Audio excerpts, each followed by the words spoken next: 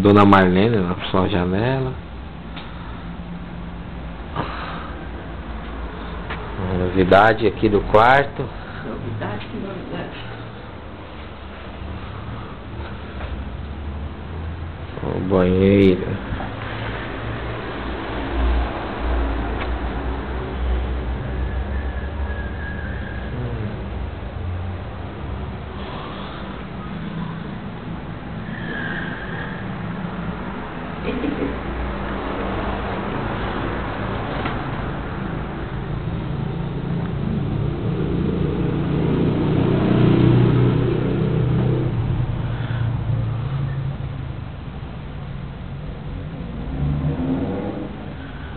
Deixa eu limpar a janela do quarto dela.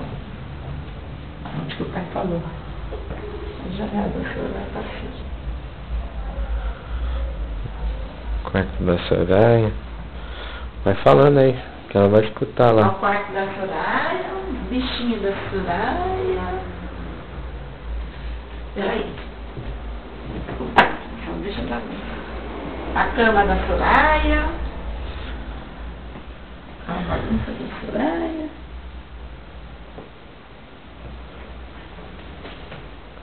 O luxo da Soraya.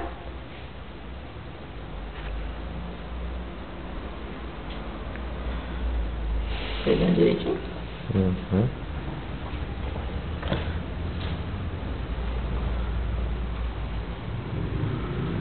Daqui a pouco tá chegando no sofá. Ó, bastante.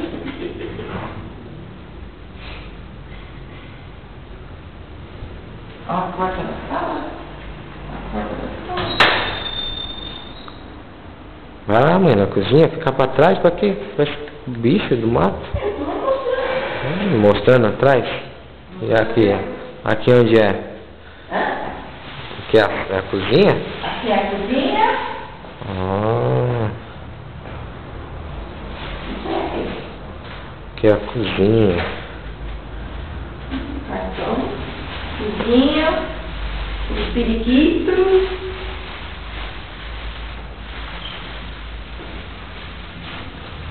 Não sou a janela? Não sou a janela? Não precisa ver.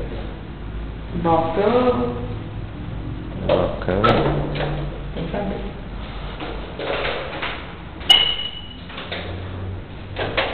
Mostra a porta. Corredor. Corredor. Corredor. Aqui, ó. Mudou aqui não, né? Aqui não mudou nada. Continua a mesma coisa. Banheiro.